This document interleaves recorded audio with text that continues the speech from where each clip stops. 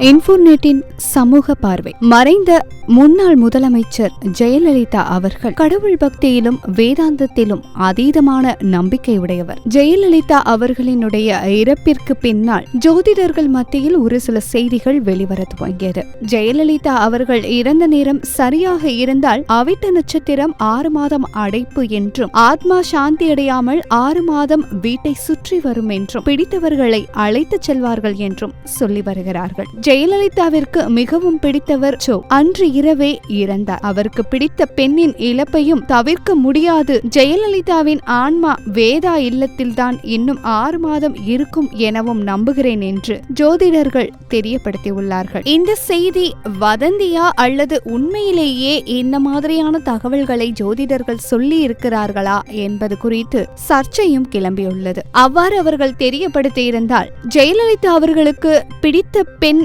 யார், அவரது இழப்பை ஏன் தவிர்க்க முடியாது, யாருடைய இழப்பை தவிர்க்க முடியாது என்று முன்னெச்சரிக்கையாக அறிவிப்பை விடுகிறார்கள் என்ற சந்தேகங்களும் பலரது மத்தியில் எழும்பிக் கொண்டிருக்கிறது. இன்னும் வேறேதும் சங்கடமான நிகழ்வுகள் நடக்க இருக்கிறதா என்பது குறித்த மர்மங்களும் நிலவி கொண்டுதான் இருக்கிறது.